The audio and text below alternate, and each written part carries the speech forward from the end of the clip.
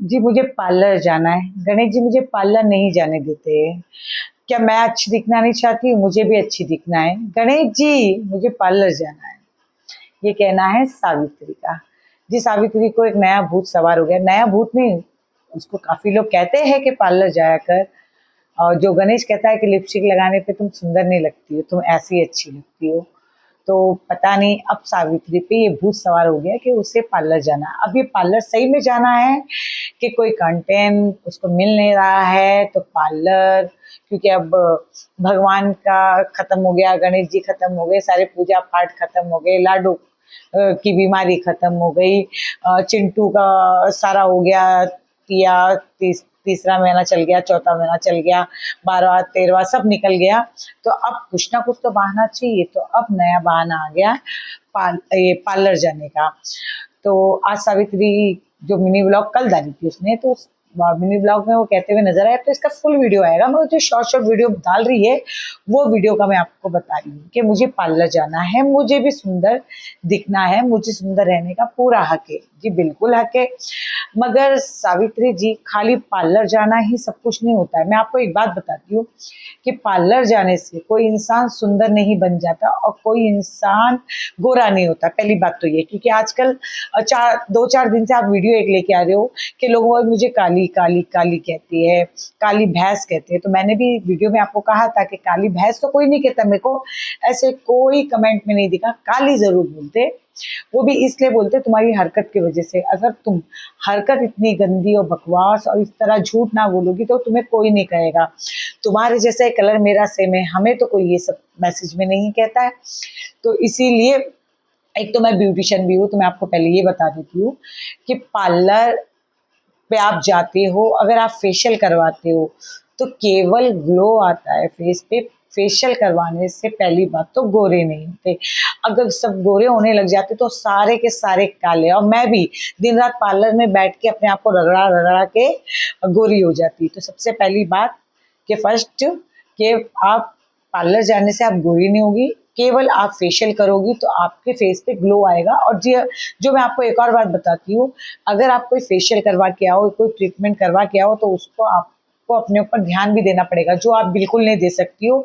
जितना आप गंदी रहती हो तो आपका पार्लर जाना भी बेकार ही है।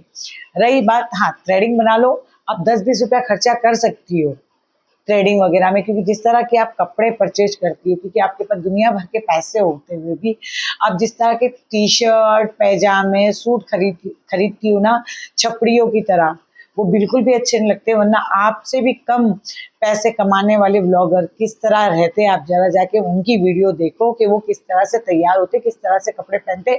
और उनका खर्चा भी इन यूट्यूब की वीडियो से और फेसबुक की वीडियो से ही चलता है, जिनके एक ही चैनल होता है, उनकी कमाई मैं आपकी बता रही हूँ। जबकि आपकी 7 से 8 चैनल है, फेसबुक पे 3 चैनल है, यूट्यूब पे 3-4 चैनल है। तो आप जितना कमाती हो उसके हिसाब से आप एक जोड़ी भी कपड़ा ढंग से नहीं लेती हो। तो पहले आप अपने कपड़े पे ध्यान दो। और पार्लर जाने की वैसी ज़रूरत नहीं है, क्योंकि आप अगर अपने कपड़े पे ध्यान दोगे, आपके फेस पे ऐसे ही मुंह वगैरह धो के अच्छे से कोई भी क्रीम वगैरह मॉइस्चराइजर वगैरह लगाओगे तो वैसे ही आपका फेस साफ होगा। मगर आपको एक पार्लर का, क्योंकि आपको एक कंटेंट चाहिए। हाँ आईब्रो आप बना लो, क्योंकि मैंने एक ही बात कही, आप 20 रुपये खर्चा कर सकती हो। 20 से आप खर्चा करने की आपकी औकात नहीं है। औकात तो ऐसी है कि आप मर्सिडीज खरीद लो, मगर आपकी औकात 20 रुपया खर्चा करने की है सिर्फ थ्रेडिंग के ऊपर। दूसरी बात, आजकल ये कह रही है कि गणेश जी बहुत सुंदर दिख रहे हैं, गणेश जी बड़े स्मार्ट हो गए मेरे गणेश जी। गणेश जी पे इसको बहुत प्यार आ रहा है, नींबू मिर्ची लटकाना चाहती हूँ उनके कान में।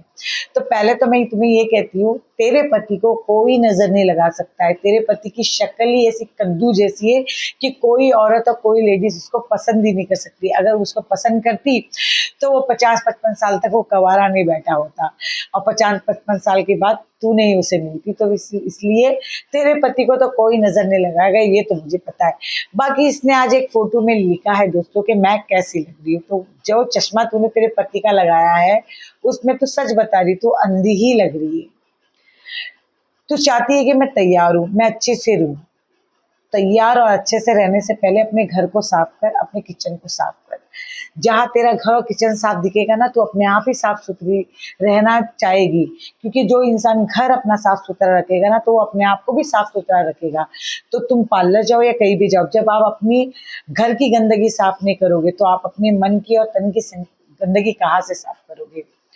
और गणेश जी के पीछे जो भी औरत पड़ी हुई है, उस कद्दू को कोई नहीं लेके जाएगा, तू टेंशन मत ले। ना उस कद्दू को कोई लेके जाना, ना तुझ जैसे चिपकली को कोई लेके जाने वाला, मुझे इतना तो पता है। बस देखो कोई लेके जाएगा तो इसलिए कि तू नोट छापने की मशीन है, तो उसको नोट कमा के दे सकती, इसलिए तुझे जरूर लेके जाएगा।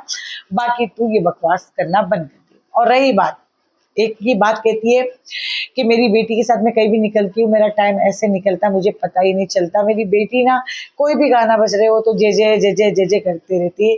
तो जाहिर सी बात है वो जे जे करेगी, क्योंकि मंदिर एक फोकट की जगह है जहाँ पे तुम बैठ के रोज फोटो और वीडियो तुम्हें अपलोड करना है, इसलिए खाली तुम नौटंकी दिखाने के मंदिर जाती हो।